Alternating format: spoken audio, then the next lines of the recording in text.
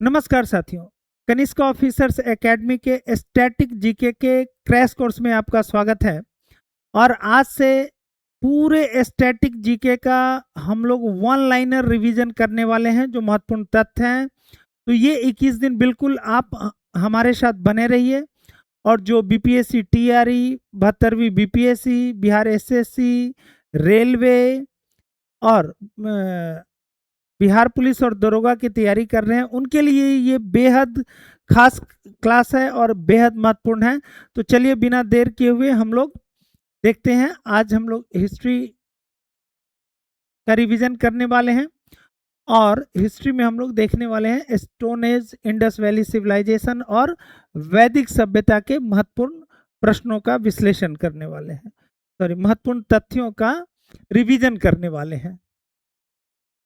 तो सबसे पहले हम लोग देखेंगे कि भीमबेटका की गुफाओं की खोज कब हुई थी। तो भीमबेटका की गुफाओं की खोज हुई थी 1957-58 में। याद करते चलना है, ठीक है। और इसके खोजकर्ता थे विष्णु श्रीधर, याद रखेंगे, विष्णु श्रीधर, ठीक है। दूसरा प्रश्न है कि भीमबेटका के शैलाश्रय किस राज्य में स्थित हैं। तो भीमबेटका के शैलाश्रय मध्य प्रदेश में स्थित है। जी, भीमबेटका कहाँ है? तो भीमबेटका मध्य प्रदेश के रायसेन जिले में है। किस जिले में है? रायसेन जिला में है।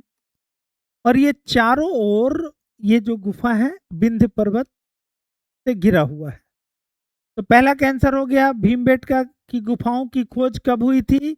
1957-58 में श्री विष्णुधर ने किया था। और भीमबेटका के शैलाश्रय किस राज्य में स्थित है?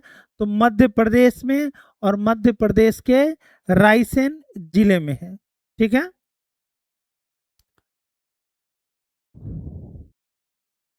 चलिए, और ये जो भीमबेटका है इसके बारे में एक और चीज याद रखना है कि ये पूरा पाषाण कालीन स्थल है। किस काल का है? पूरा पाषाण काल का। तो याद क्या रखना है कि भीमबेटका किस काल का स्थल है? पूरा पाषाण काल का। भीमबेटका की खोज कब हुई? 1957-58 में। इसके खोजकर्ता कौन थे? श्री विष्णु श्रीधर। और भीमबेटका किस राज्य में है? मध्य प्रदेश में। और मध्य प्रदेश के किस जिले में है? रायसेन जिले में है। पूरा पाषाण काल के लोग एक स्थान से दूसरे स्थान क्यों जाते थे? जैसा कि आपको पता है कि पूरा पाषाण काल के लोग घुमक्कड़ जीवन जीते थे, यायावरी जीवन जीते थे। तो क्यों जाते थे? तो भोजन की आवश्यक भोजन की आवश्यकता की पूर्ति के लिए, शिकार एवं भोजन संग्रह पर निर्भरता के कारण। तो चूंकि पूरा पाषाण काल में कृषि का विकास नहीं हुआ था और जो जीवन था वो शिकार पर आश्रित था, तो इसीलिए पूरा पाषाण काल में लोग घुमक्कड़ जीवन जीते थे, जहां भोजन, पानी और शिकार उपलब्ध होता था, ठीक है, वहां समय बिताते थे। और जब वहां उसकी अनुपलब्धता हो जाती थी तो वो फिर दूसरे स्थान पर चले जाते थे। पूरा पाषाण काल के बाद कौन सा काल आया? तो मध्य पाषाण काल आया। क्रम इस प्रकार से है: पूरा पाषाण काल, मध्य पाषाण काल और उसके बाद आता है नव पाषाण काल, ठीक है, नव पाषाण काल। अगला प्रश्न है कि कूपगल नव पाषाण स्थल किस राज्य में स्थित है? सॉरी, उससे पहले प्रश्न है कौन सा स्थल ताम्रपाषणीय स्थल के रूप में प्रसिद्ध है?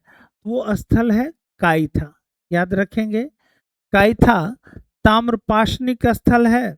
काइथा कौन सा स्थल है? ताम्रपाषणिक स्थल है। और यह मध्य प्रदेश के उज्जैन जिले में स्थित है। कहाँ है? मध्य प्रदेश के उज्जैन जिला में।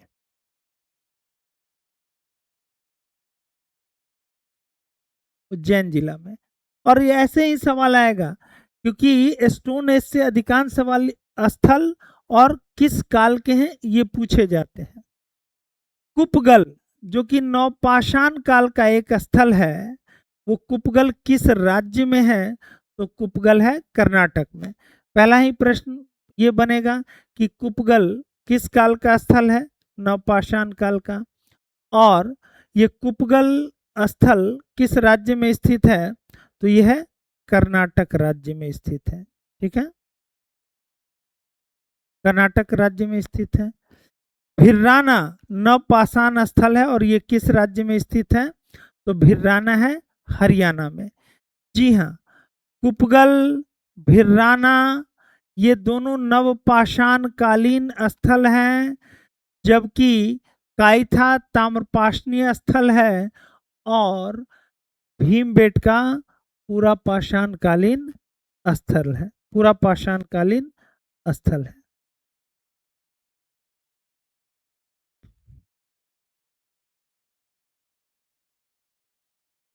पाषाण काल के 3 प्रमुख कालों में कौन सा शामिल नहीं है? तो ताम्र पाषाण काल नहीं शामिल है। पाषाण काल के 3 प्रमुख काल हैं, पूरा पाषाण, मध्य पाषाण, पूरा पाषाण काल, मध्य पाषाण काल और नव पाषाण काल। नव पाषाण काल यानी पैलियोलिथिक एज, मीजोलिथिक एज और नियोलिथिक एज। अगला प्रश्न है, भारत में पाषाण कालीन शिला चित्रकारी कहाँ पाई जाती है? देखिए ये प्रश्न आ गया, भारत में पाषाण कालीन शिला चित्रकारी कहाँ पाई जाती है? यानी पैलियोलिथिक एज का उदाहरण है भीमबेटका। वहां से जो प्रमाण मिले हैं वो किस काल के हैं? वो है पूरा पाषाण काल के, भीमबेटका से। प्रागैतिहासिक काल का सही कालानुक्रम क्या है? तो देखिए यहां भी लिखे हैं पूरा पाषाण काल, मध्य पाषाण काल और नव पाषाण काल। तो इसको क्रम में याद रखेंगे कि प्रागैतिहासिक काल का सही कालक्रम है पूरा पाषाण, मध्य पाषाण और नव पाषाण काल।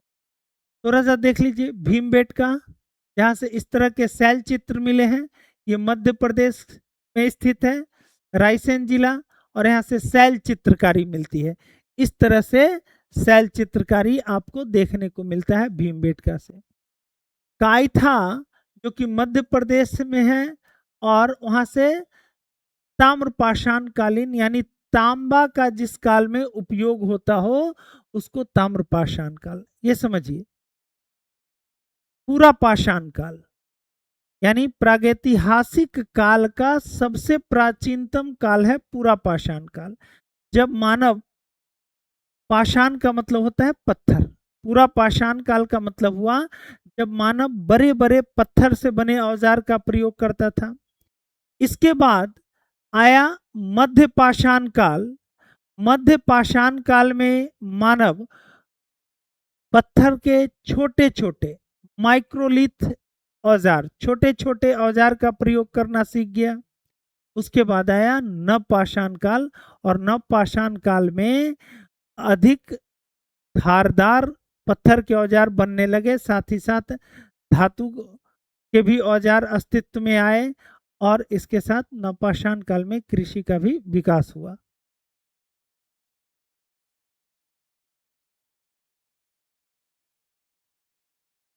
सिंधु घाटी सभ्यता।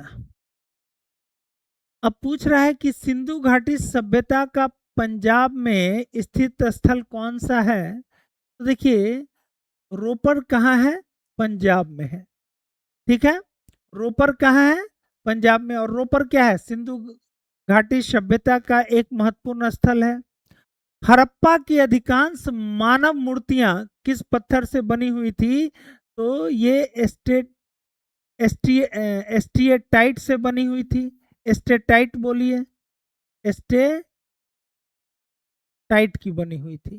ठीक है, हड़प्पा की अधिकांश मानव मूर्तियां एस्टियाटाइट की बनी हुई थी। धौलावीरा किस राज्य में स्थित है? बहुत इंपॉर्टेंट है। धौलावीरा पूछ सकता है किस राज्य में है, तो धौलावीरा गुजरात राज्य में स्थित है। अधिकांश मानव मूर्ति स्टेटाइट की बनी होती थी या मुहर, जिसको सेल खरी बोलते हैं, ठीक है, स्टेटाइट या सेल खरी। धौलावीरा किस सभ्यता से संबंधित पुरातात्विक स्थल है? तो सिंधु घाटी सभ्यता से। और धौलावीरा किस राज्य में है? तो गुजरात में है। 1920-21 के आसपास किस नदी के किनारे खुदाई के दौरान हड़प्पा शहर मिला? तो हड़प्पा स्थित है रावी नदी के किनारे। मोहनजोदड़ो स्थित है सिंधु नदी के किनारे। सिंधु घाटी सभ्यता के किस शहर का अर्थ होता है मृतकों का टीला? तो वो है मोहनजोदड़ो। मोहनजोदड़ो का अर्थ होता है मृतकों का टीला, यानी मोहनजोदड़ो शब्द का अर्थ क्या है? मृतकों का टीला। और मोहनजोदड़ो कहाँ स्थित है? तो पाकिस्तान के सिंध प्रांत के लरकाना जिले में स्थित है। मोहनजोदड़ो कहाँ है? पाकिस्तान के सिंध प्रांत के लरकाना जिले में स्थित है मोहनजोदड़ो। आगे देखिए, सिंधु घाटी सभ्यता लगभग कितनी वर्ष पुरानी मानी जाती है? तो आज से लगभग 5000 वर्ष पुरानी मानी जाती है सिंधु घाटी सभ्यता। हड़प्पा सभ्यता का विस्तार पश्चिम भारत और पाकिस्तान के किन क्षेत्रों में था? तो इसका विस्तार, हड़प्पा सभ्यता का विस्तार जो है वो किन क्षेत्रों में था? तो पश्चिम भारत और पाकिस्तान में था। भारतीय इतिहास सिंधु घाटी सभ्यता के जन्म से लगभग कब शुरू होता है? तो 2500 बीसी से। जो सिंधु घाटी सभ्यता का विकसित काल माना जाता है वो 2500 से 2000 ईसा पूर्व का काल है। और 2500 से 2350 से लेकर के 1750, तो 1750 में इस सभ्यता का पतन हो जाता है। लेकिन सभ्यता मूल रूप से अपने विकास के चरमोत्कर्ष पर जो था वो 2350 से 2000 बीसी के बीच था, जब ये सभ्यता खूब फल फूल रहा था। ठीक है, खूब फल फूल रहा था।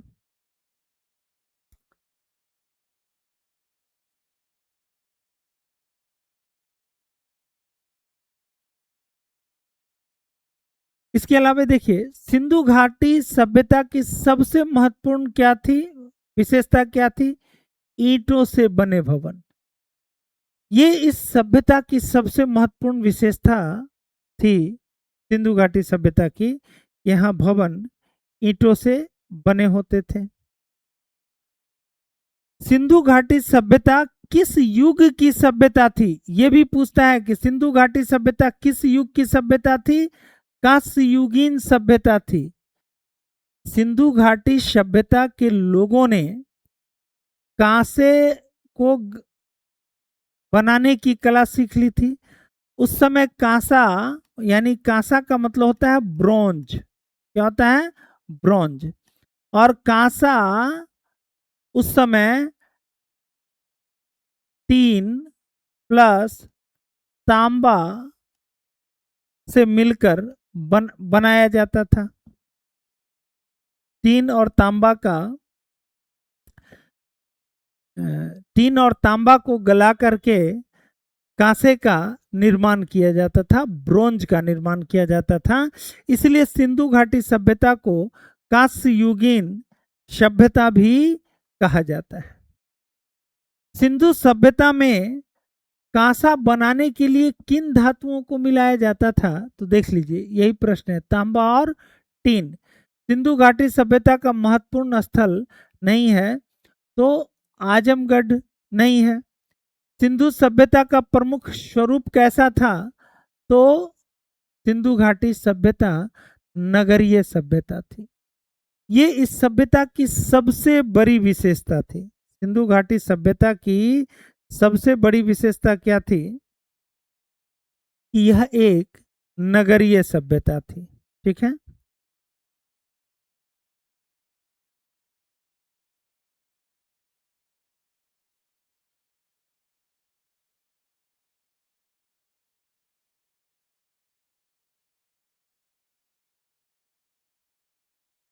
सिंधु सभ्यता के प्रमुख स्थलों में से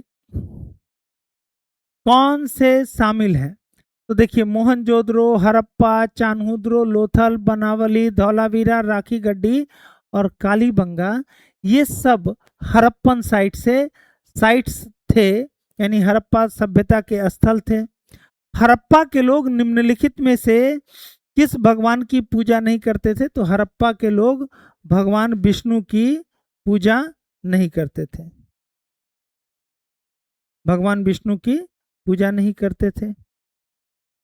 सिंधु घाटी, जैसे हड़प्पा के लोग किसकी पूजा करते थे? तो हड़प्पा के मुहर से, यानी मोहनजोदड़ो से पशुपति शिव के साक्ष्य प्राप्त होते हैं। तो सिंधु घाटी सभ्यता के लोग किस देवता की पूजा करते थे? तो पशुपति की पूजा करते थे। और सिंधु सभ्यता में विशाल स्नानागार, ये कहां से मिला है? तो विशाल स्नानागार मोहनजोदड़ो से मिला है। विशाल स्नानागार कहां से मिला है? मोहनजोदड़ो से मिला है।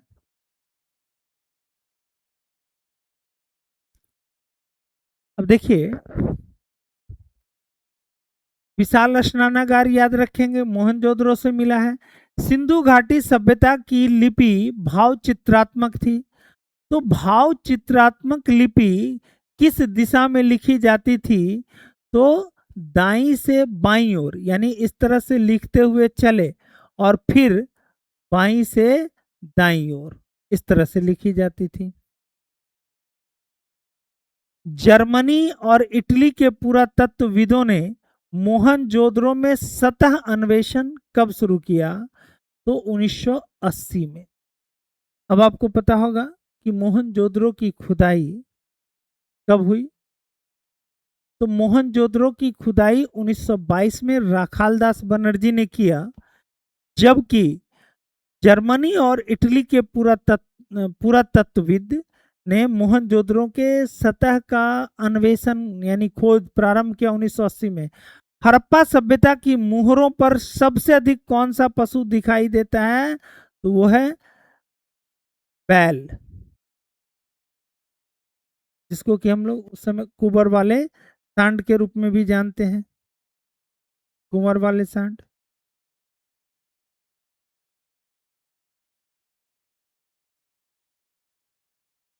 हड़प्पा सभ्यता का मांडा स्थल किस क्षेत्र में स्थित है? तो मांडा स्थल स्थित है जम्मू कश्मीर में। जैसे आप हड़प्पा की चौहद्दी की बात कर लें तो उत्तर में था मांडा, जो कि जम्मू कश्मीर में है।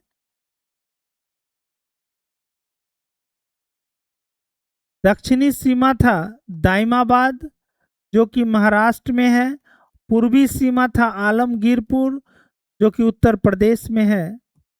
और पश्चिमी सीमा था सुतका गेंडोर, जो कि पाकिस्तान के बलूचिस्तान प्रांत में था है। तो ये चौहद्दी हो गई, और इसमें से ये पूछा कि मांडा सिंधु सभ्यता के, हड़प्पा सभ्यता का मांडा स्थल किस क्षेत्र में स्थित है? तो ये स्थित है जम्मू कश्मीर,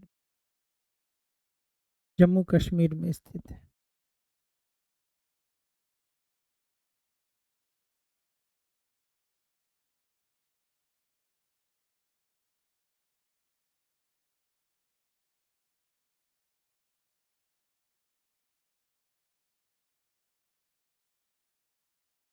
आगे देखते हैं हम लोग प्राचीन इतिहास यानी वैदिक सभ्यता। तो अभी आप लोग यदि चाहते हैं, यदि आप लोगों को ऐसा लगेगा कि सर इस पर चैप्टर का पूरा वीडियो डालिए, है ना, चैप्टर को एक्सप्लेन करिए, तो आप लोग कमेंट बॉक्स में जरूर इसको लिखिएगा और पूरा चैप्टर का एक्सप्लेनेशन करेंगे। फिलहाल हम लोग ये एक क्रैश कोर्स है जिसमें हम लोग महत्वपूर्ण तथ्यों का रिवीजन कर रहे हैं। प्रारंभिक वैदिक काल, ऋग्वेद में किन महिला विदुषियों का उल्लेख मिलता है? विदुषी का मतलब होता है ज्ञानी महिला, ठीक है, ज्ञानी महिला, तो वो थी विश्वारा, विश्ववारा, अपाला और घोषा।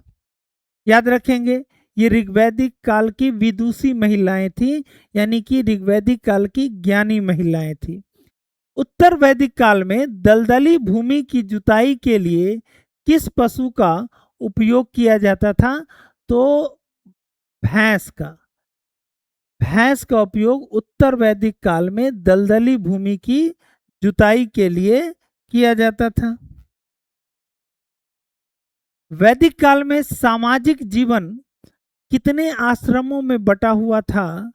तो सामाजिक जीवन 4 आश्रमों में बटा हुआ था। ठीक है, जिसमें से कि हम लोग देखते हैं कि ब्रह्मचर्य, गृहस्थ आश्रम, वानप्रस्थ आश्रम और सबसे अंतिम संन्यास आश्रम। ठीक है, ये सबसे अंतिम आश्रम होता था।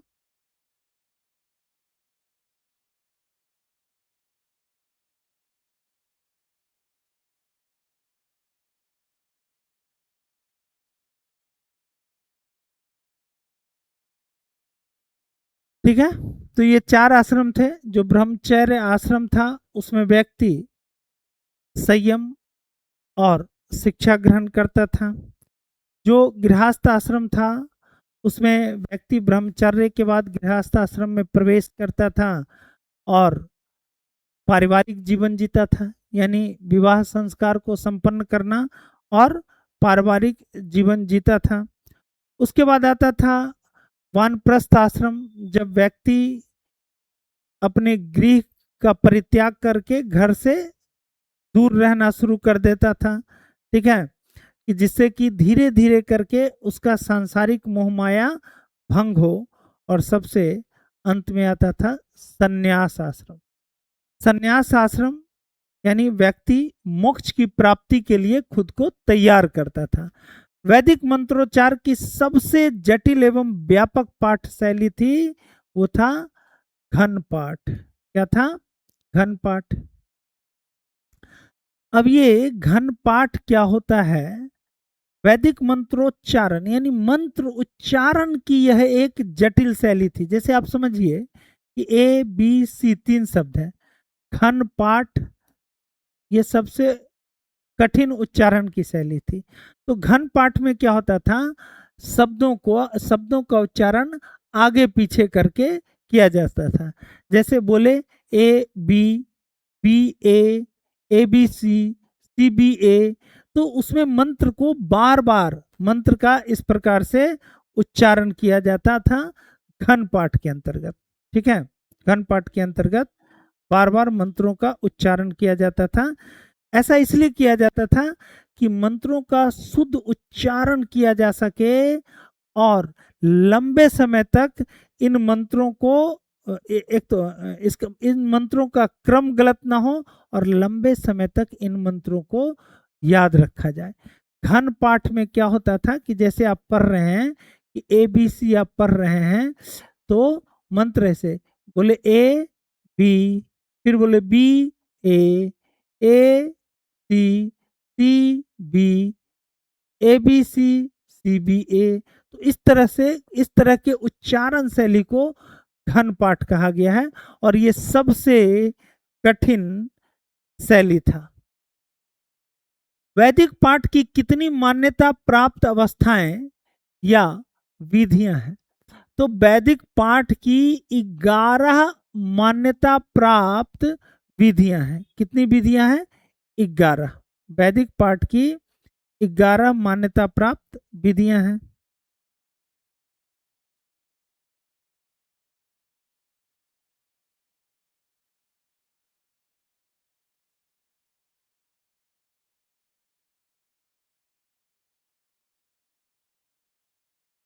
ठीक है, 11 पाठ, 11 प्रकार के पाठ की विधियां हैं। और 11 पाठ की विधियों में ये 11 पाठ की विधि शुद्ध उच्चारण के लिए किया गया था। जैसे कि संहिता पाठ, पद पाठ, क्रम पाठ, इस तरह के कुल 11 पाठ को मान्यता है। 4 वेदों को उनके ब्राह्मण ग्रंथों सहित क्या कहा जाता है? श्रुति। देखिए ऋग्वेद में प्रत्येक वेद का अपना एक ब्राह्मण ग्रंथ होता था, ठीक है। श्रुति का मतलब कि देखिए वेद वेद कितने थे, तो वेद तो 4 थे, ठीक है। वेद कितने थे, 4 थे। 4 में कौन था, तो ऋग्वेद था, यजुर्वेद था, ठीक है। इसके बाद सामवेद था, और इसके सबसे लास्ट में अथर्ववेद था। अथर्ववेद था। और हर वेद का अपना ब्राह्मण ग्रंथ होता था, ठीक है। अपना ब्राह्मण ग्रंथ होता था। जैसे ऋग्वेद का ऐत्रेयी एवं कौशितकी था, ठीक है। ऐत्रेय एवं कौशितकी। अब समझिए कि ये जो ब्राह्मण ग्रंथ है इसमें क्या होता था, तो देखिए वेद में क्या होता था, वेद में मंत्र का संकलन होता था, मंत्र का संकलन होता था। जैसे जैसे गायत्री मंत्र ऋग्वेद के तीसरे मंडल में, ठीक है। गायत्री मंत्र का संकलन किया गया है, और तीसरे मंडल की रचना विश्वामित्र ने किया था, ठीक है। विश्वामित्र ने किया था। जैसे दूसरे मंडल की रचना गृत्समद ने किया था। तीसरे मंडल की रचना विश्वामित्र ने किया था, और इसी तीसरे मंडल में इस गायत्री मंत्र का उल्लेख है। और गायत्री मंत्र किस देवता को समर्पित है, तो सावित्री को समर्पित है, ठीक है। सावित्री को समर्पित है। और तो वेद में मंत्र का संकलन है, और ब्राह्मण ग्रंथ में इन मंत्रों के संपादन के लिए जो विधि है उसका उल्लेख है। जैसे मान लीजिए आप किसी देवता को किस मंत्र से प्रसन्न करेंगे, तो इस मंत्र उच्चारण करने के लिए जो पूजा विधि होगा, यज्ञ विधि होगा, इसका उल्लेख इस ब्राह्मण साहित्य में किया गया है। पुरुष सूक्त, अच्छा, 4 वेदों को और ब्राह्मण ग्रंथों को श्रुति कहा गया है। श्रुति का मतलब होता है जिसको सुन करके याद रखा गया हो। बाद में चल करके जब लिपि का विकास हुआ तो फिर इन वेदों को लिखा गया। पुरुष सूक्त जो ऋग्वेद के 10वें मंडल का हिस्सा है, कुछ पुरुष सूक्त का उल्लेख किस वेद में है, तो ऋग्वेद में है। ऋग्वेद के 10वें मंडल में पुरुष सूक्त का उल्लेख किया गया है, और पुरुष सूक्त में ही 4 वर्णों का पहली बार उल्लेख होता है, ब्राह्मण, क्षत्रिय, वैश्य और शूद्र का। गीता को मुख्य रूप से किस दृष्टिकोण के लिए महाभारत में सम्मिलित किया गया, तो धर्म के एकीकृत दृष्टिकोण के लिए, ठीक है। धर्म के एकीकृत दृष्टिकोण के लिए,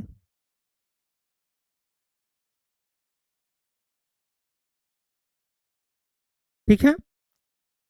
तो गीता को धर्म के एकीकृत दृष्टिकोण के लिए महाभारत में शामिल किया गया। गीता आप सभी को पता है कि जो गीता है वो महाभारत का हिस्सा है, लेकिन हम अलग से भी गीता, इसके अतिरिक्त भी आप देखते होंगे कि लोग गीता का अध्ययन करते हैं, अलग से गीता खरीदते हैं। तो जो गीता है उसमें वर्तमान में गीता में 18 अध्याय हैं, ठीक है। 18 अध्याय हैं और 700 श्लोक हैं गीता में। गीता में कितने अध्याय हैं, 18 अध्याय और 700 श्लोक हैं।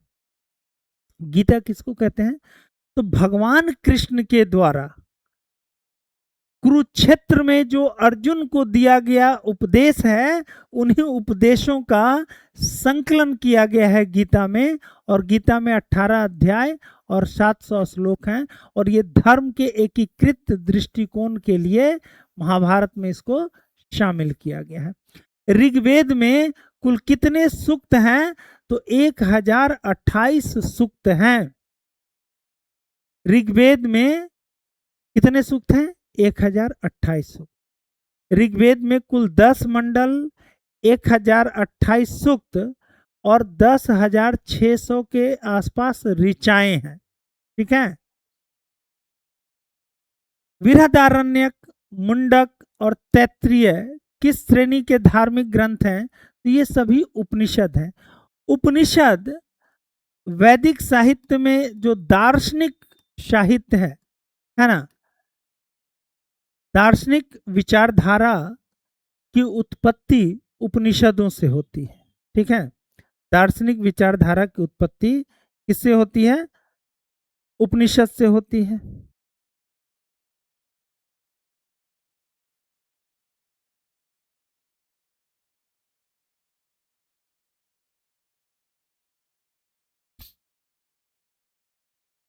हिंदू धर्म में पौधों के स्वामी, रोगों के उपचारक और धन के दाता किस देवता को माना गया है? तो वो है सोम देवता।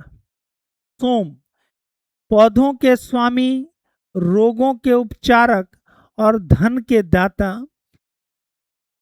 ऋग्वेद का 9वां मंडल सोम को समर्पित है। और सोम उस समय वनस्पति के देवता माने जाते थे। ठीक है। वनस्पति के देवता माने जाते थे।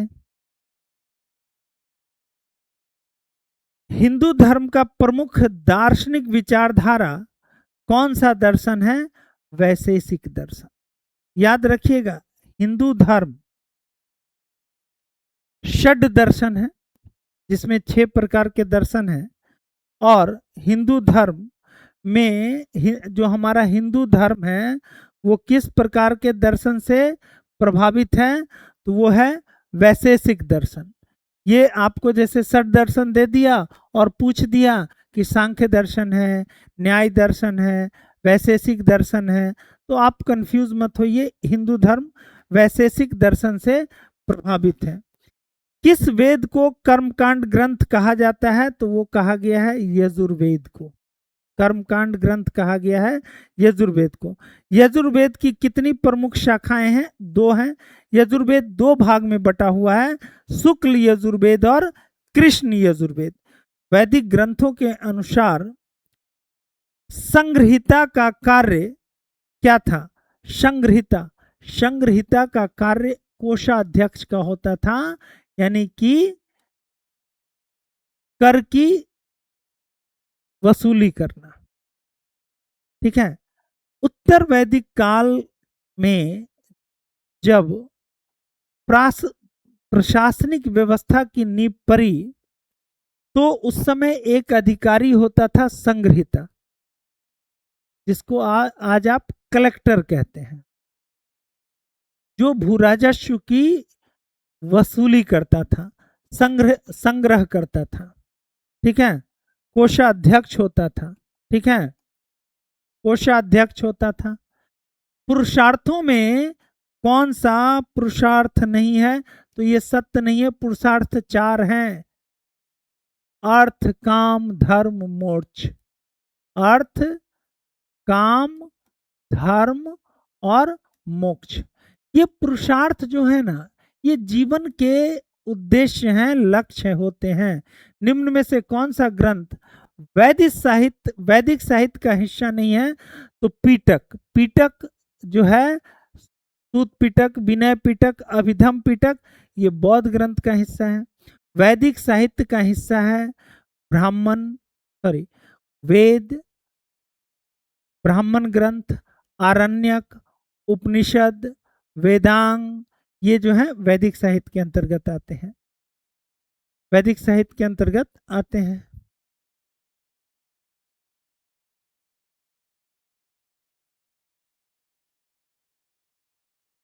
हिंदू धर्म में सृजनकर्ता देवता किसको माना गया है? ब्रह्मा को। यानी सृष्टि का निर्माण किसने किया हिंदू धर्म के अनुसार? तो ब्रह्मा ने। ऐत्रेय उपनिषद किस वेद से संबंधित है? तो अभी लिखे थे कि ऐत्रेय और कौशितकी ऋग्वेद का ब्राह्मण ग्रंथ है। ऋग्वेद में कुल कितने सूक्त और ऋचाएं हैं? अभी इसका भी जिक्र किए थे। 1028 सूक्त है और 10,600 ऋचाएं हैं। 4 वेदों में सबसे पुराना और सबसे बड़ा वेद है ऋग्वेद। ऋग्वेद में कितने सूक्तों का संग्रह है? 1028 सूक्त। किस वेद में ऋचाओं की संख्या सर्वाधिक है? तो ऋग्वेद है। ऋग्वेद में 10,600 ऋचाएं हैं। ऋचा का मतलब होता है मंत्र। ठीक है। प्रारंभिक हिंदू दर्शन में जीवन के कितने चरण निर्धारित किए गए हैं? तो जीवन के 4 चरण निर्धारित किए गए हैं। ठीक है, जीवन के 4 चरण निर्धारित किए गए हैं प्रारंभिक हिंदू दर्शन में। जीवन के 4 चरण हैं। किस वेद को यज्ञ सूत्रों का वेद कहा जाता है? तो यजुर्वेद को। यजुर्वेद में यज्ञ आदि पर विशेष बल दिया गया है। उपनिषद शब्द में उप शब्द का उप शब्द क्या दर्शाता है? निकटता। उपनिषद का मतलब होता है गुरु के निकट बैठकर प्राप्त किया गया ज्ञान। ठीक है, उपनिषद। ऋग्वेदों के स्रोतों को किस नाम से जाना जाता है? सूक्त के नाम से। किस वेद को गीत का पुस्तक या मंत्रों का वेद कहा गया है? सामवेद। देखिए, सामवेद एक ऐसा वेद था जिसकी रचना गद्य और पद्य दोनों शैली में की गई थी और सामवेद को गाया जाता था। यह गायन योग्य था, यानी गीत की तरह यह लिखा हुआ है। सबसे पुराना वेद कौन सा है? तो सबसे पुराना वेद ऋग्वेद है। वेदों के अंगों में कठिन शब्दों के अर्थ और व्याख्या के लिए कौन सा ग्रंथ प्रसिद्ध है? निरुक्त। ठीक है, वेदों के अंगों में वेद के जो अंग है उसको वेदांग कहते हैं। ठीक है, वेदांग कहते हैं। और वेदांग की संख्या 6 है और उसमें से निरुक्त में वेदों के अंगों के में कठिन शब्दों के अर्थ और व्याख्या के लिए, यानी कठिन शब्दों की व्याख्या निरुक्त के अंतर्गत की गई है। सत्यमेव जयते किस प्राचीन भारतीय ग्रंथ से लिया गया है? तो मुंडको उपनिषद से लिया गया है। और धनुर्वेद किस वेद का उपवेद है? तो ये यजुर्वेद का उपवेद है। धनुर्वेद किस वेद का उपवेद है? यजुर्वेद का। संगीत से संबंधित ज्ञान किस वेद में संकलित है? तो सामवेद, अभी जिक्र किए हैं।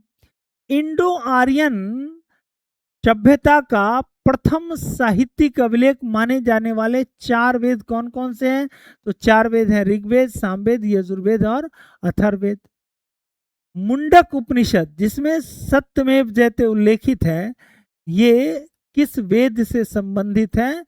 ये अथर्ववेद से संबंधित है। देखिए, 4 वेद हैं, हर वेद का अपना ब्राह्मण ग्रंथ, आरण्य ग्रंथ और उपनिषद ग्रंथ है। भारत का वैदिक काल लगभग किस अवधि का माना जाता है? तो 1500 ईसा पूर्व से 500 ईसा पूर्व। यानी वैदिक काल को 2 भाग में बांटा गया है, ऋग वैदिक काल और उत्तर वैदिक काल। 1500 बीसी से 1000 बीसी का जो युग है उसको ऋग्वैदिक काल कहा गया है। और जो 1000 बीसी से लेकर के 600 बीसी तक का जो काल है या 500 बीसी तक का जो काल है, इसको उत्तर वैदिक काल कहा गया है। तो वैदिक काल के 2 भाग हैं, है ना, ऋग वैदिक काल, ऋग वैदिक काल और उत्तर वैदिक काल, यानी लेटर वैदिक पीरियड। ऋग्वैदिक काल की अवधि 1500 बीसी से बीसी से 1000 बीसी माना गया है और लेटर वैदिक काल का अवधि 1000 बीसी से 600 बीसी माना गया है। आगे देखिए, कौन सा वेद जादुई अनुष्ठानों वशीकरण से संबंधित है? वो है अथर्ववेद। अथर्ववेद की रचना चारों वेदों में सबसे बाद में हुई और अथर्ववेद में आप जादू टोना, वशीकरण, चिकित्सा, इन सब के बारे में अध्ययन करते हैं। केवल कुछ महत्वपूर्ण तथ्य है जिसका रिवीजन देख लीजिए। यजुर्वेद में यजुर का अर्थ होता है बलिदान या यज्ञ। किस वेद में बीमारियों के उपचार का उल्लेख किया गया है? अभी बताएं। चिकित्सा का उल्लेख अथर्ववेद। वसुधैव कुटुंबकम का उल्लेख किस उपनिषद में मिलता है? महाउपनिषद में। वसुधैव कुटुंबकम का उल्लेख महाउपनिषद में मिलता है। कुल कितने उपनिषदों का उल्लेख मिलता है? तो 108 उपनिषद हैं, जिसमें से 11 प्रमुख उपनिषद हैं। सबसे पुराना उपनिषद किसको माना गया है? छांदोग्य उपनिषद को माना गया है। प्रारंभिक भारतीय दर्शन के अनुसार वस्तु कितने मूल तत्वों से बनी है? तो पंच महाभूत, यानी सृष्टि का निर्माण 5 तत्वों के मिलने से हुआ है। जीव का निर्माण भी ऐसा वैदिक साहित्यों के आधार पर, या भारतीय दर्शन से संबंधित पुस्तक है उपनिषद। पंच तत्व जिसको कहते हैं। 4 आश्रम कौन कौन से थे? ब्रह्मचर्य आश्रम, गृहस्थ आश्रम, वानप्रस्थ और संन्यास आश्रम। वैदिक काल को किस कालखंड में बांटा जाता है? तो ऋग्वैदिक काल और उत्तर वैदिक काल। वैदिक काल की भाषा कौन थी? संस्कृत थी। ऋग्वेद में देवताओं की स्तुति किस रूप में की गई है? सूक्तों के रूप में की गई है। सुपर फास्ट रिवीजन में देखिए, सबसे पुराना वेद ऋग्वेद। कितना सूक्त? 1028। कितनी ऋचाएं? 10,600। संगीत या गान किस वेद से संबंधित है? सामवेद। यज्ञ एवं कर्मकांड से संबंधित वेद यजुर्वेद। और यजुर्वेद की 2 प्रमुख शाखाएं, शुक्ल यजुर्वेद और कृष्ण यजुर्वेद। चिकित्सा, रोग, जादू टोना संबंधित है अथर्ववेद से। धनुर्वेद किसका उपवेद है? यजुर्वेद का। पुरुष सूक्त किसका हिस्सा है? ऋग्वेद का। सत्यमेव जयते कहाँ उल्लेखित है? मुंडको उपनिषद में। वसुधैव कुटुंबकम कहाँ उल्लेखित है? महाउपनिषद में। वसुधैव कुटुंबकम कि पूरा विश्व एक परिवार है, यह कॉन्सेप्ट कहाँ से लिया गया? यह फैक्ट कहाँ से लिया गया? महाउपनिषद से। वैदिक काल 1500 से 500 ईसा पूर्व के बीच पूरे वैदिक काल का अवधि रहा। 4 आश्रम में ब्रह्मचर्य, गृहस्थ, वानप्रस्थ और संन्यास आश्रम है। तो ये महत्वपूर्ण तथ्य था। यदि आप चाहते हो कि इस पर सर पूरा वीडियो बनाइए और पूरे कॉन्सेप्ट को क्लियर करिए, इसको बेहतरीन तरीके से समझाइए, तो कमेंट बॉक्स में जाकर के आप लिख सकते हैं। इस वीडियो में इतना ही। धन्यवाद।